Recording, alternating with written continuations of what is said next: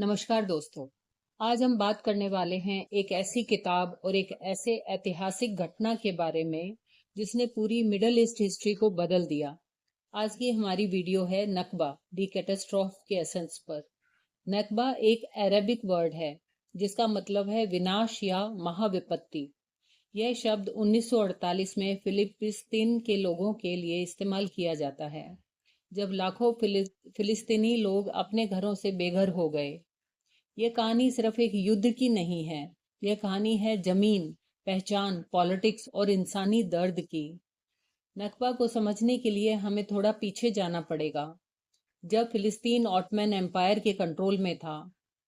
First world war के बाद Ottman empire टूट गया और फिलिस्तीन ब्रिटिश मैंडेट के अंडर आ गया। यहाँ से कहानी शुरू होती है। 1917 में बाल्फोर डिक्लेरेशन जारी हुई, जिसमें ब्रिटेन के जूइश पीपल के लिए फिलिस्तीन में एक नेशनल होम बनाने का सपोर्ट दिया। उस समय फिलिस्तीन में अरब पॉपुलेशन मेजॉरिटी में थी। यहूदी लोगों का आना धीरे धीरे बढ़ने लगा। इससे टेंशन बढ़ी। 1920 से 1940 के बीच जूइश इमिग्रेंट्स यूरोप में बड़ी संख्या में फिलिस्तीन आए, खासकर सेकेंड वर्ल्ड वॉर और होलोकास्ट के बाद। होलोकास्ट में नाजी जर्मनी के नेता अडोल्फ हिटलर ने लाखों जूइश की हत्या करवाई। इस ट्रेजेडी के बाद दुनिया भर में सिंपैथी जूइश कम्युनिटी के लिए बढ़ी। 1947 में यूनाइटेड नेशंस ने फिलिस्तीन को दो हिस्सों में बांटने का प्लान दिया, एक जूइश स्टेट और एक अरब स्टेट। इसे यूएन पार्टीशन प्लान कहा गया।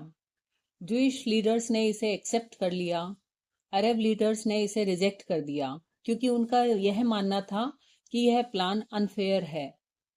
14 मई 1948 को इजराइल नाम से एक नया देश बना। इसके पहले प्राइम मिनिस्टर थे डेविड बेन गुरियन। अगले ही दिन इजिप्ट, जॉर्डन, सीरिया, लेबनान और इराक ने इजराइल पर हमला कर दिया। यह 1948 अरब इजराइल वॉर था। युद्ध के दौरान और उसके बाद लगभग 7 लाख फिलिस्तीनी अपने घरों से निकलने को मजबूर हुए। कुछ डर की वजह से भागे, कुछ को फोर्सिबली निकाला गया और कई गांव पूरी तरह खाली कर दिए गए। 400 से ज्यादा विलेजेस खाली या डिस्ट्रॉय कर दिए गए।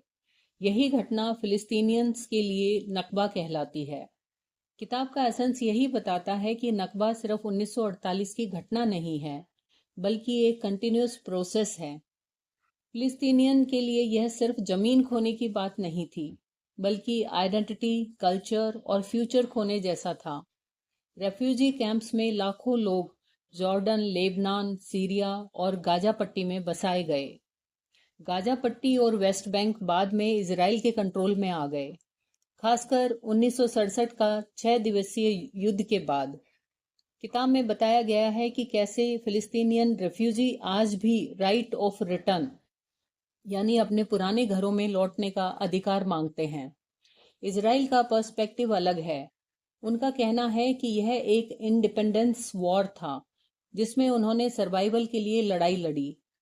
फिलिस्तीनियन पर्सपेक्टिव में यह एथनिक क्लिंजिंग जैसा अनुभव था। किताब यह समझाने की कोशिश करती है कि हिस्ट्री सिर्फ फैक्ट्स नहीं होती, हिस्ट्री नरेटिव्स से बनती है। एक ही घटना को दो लोग अलग नजरिए से देख सकते हैं। नकबा का असर आज तक दिखता है। इजराइल फिलिस्तीन संघर्ष आज भी खत्म नहीं हुआ। यरूशलेम दोनों के लिए होली सिटी है।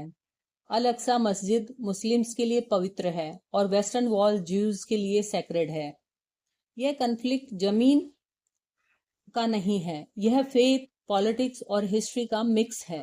किताब यह भी बताती है कि कैसे मीडिया और एजुकेशन सिस्टम अलग अलग नैरेटिव्स को प्रमोट करते हैं। फिलिस्तीनियन फैमिलीज हर साल 15 मई को नकबा डे मनाती है। यह उनके लिए शोक का दिन है। दूसरी तरफ इजराइल 14 मई को इंडिपेंडेंस डे सेलिब्रेट करता है, यानी एक ही तारीख, दो अलग इमोशंस। किताब हमें यह सिखाती है कि कॉन्फ्लिक्ट को समझने के लिए एम्पैथी जरूरी है। अगर हम सिर्फ एक साइड सुनेंगे तो पूरी सच्चाई नहीं समझ पाएंगे। नकबा हमें याद दिलाती है कि पॉलिटिकल डिसीजंस का असर आम लोगों की जिंदगी पर कितना गहरा होता है। एक गांव का नाम मैप से मिट सकता है, लेकिन लोगों की यादों से नहीं। आज भी कई फिलिस्तीनियन फैमिलीज अपने पुराने घरों की चाबी संभाल कर रखते हैं, उम्मीद में कि एक दिन वे वापस जाएंगे। किताब का मेन मैसेज यह है कि पीस तभी पॉसिबल है जब दोनों साइड्स एक दूसरे के दर्द को एक्सेप्ट करें। हिस्ट्री को डिनाई करने से कॉन्फ्लिक्ट खत्म नहीं होता। बातचीत, न्याय और आपसी सम्मान ही आगे का रास्ता है। नकबा की कहानी सिर्फ फिलिस्तीन की नहीं, यह हर उस इंसान की कहानी है जिसे अपनी जमीन और पहचान से दूर होना पड़ा। दोस्तों, अगर यह आपको वीडियो मीनिंगफुल लगी हो तो इसे लाइक करें, शेयर करें और चैनल को सब्सक्राइब करें। नीचे कमेंट करके बताएं कि आप किस टॉपिक पर अगली वीडियो देखना चाहते हैं। धन्यवाद। मिलते हैं अगली वीडियो में।